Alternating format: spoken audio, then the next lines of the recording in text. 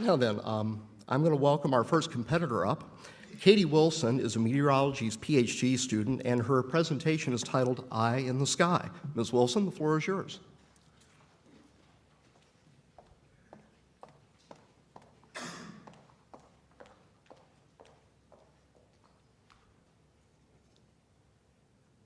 One of the things Oklahoma is well known for is its severe weather, and I am sure many of you have taken shelter to protect yourselves from these dangerous storms.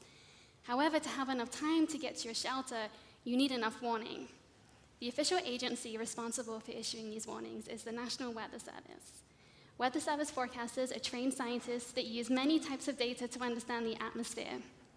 During warning operations, the use of radar data becomes especially important. Radar technology allows forecasters to peer into the storm and see how it's changing in time and space. Forecasters can detect clues that tell them whether the storm is strengthening, whether it's weakening, or whether it's trending towards producing a particular type of threat, such as a tornado. It is these clues that allow warnings to be provided ahead of the threat. Currently, radar updates are provided around every 5 minutes. But the problem is that storms can evolve more quickly than this, meaning that important clues are sometimes missed, and the amount of warning time that you receive is sometimes reduced. Because of this limitation, scientists are considering a new type of radar technology that can sample storms much more quickly. My job is to understand how forecasters will use these faster updates and how it will impact the warnings that you receive. The types of research questions I'm asking require me to understand forecasters' thought processes. And in the past, to do this, we've used retrospective recall methods to find out what forecasters are seeing, thinking, and doing when using radar data. But accuracy of these recalls is not guaranteed. I therefore started to consider if there was a way that we could objectively observe forecasters' thought processes. Now, of course, we cannot literally read a forecaster's mind, but we can observe where they're looking. Research studies have shown that our attention is primarily directed to what we are looking at.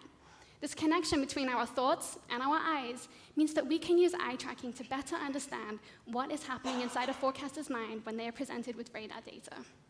As part of my PhD research, I have worked with National Weather Service forecasters from across the Great Plains, and I have collected their eye movement data while they've used the type of radar data that they have in their offices today, as well as the type of radar data that could come with this newer, faster updating technology. These eye movement data provide brand new insight. For the first time, I am able to quantify similarities and differences in how forecasters look at radar data and what their corresponding thought processes are. And this new insight will teach us more about how forecasters will respond to faster radar updates in the future. What we learn from this research will help meteorologists better prepare for the next generation of weather radar, and it will help ensure that you receive the best possible warnings so that you can be ready when storms are heading your way. Thank you.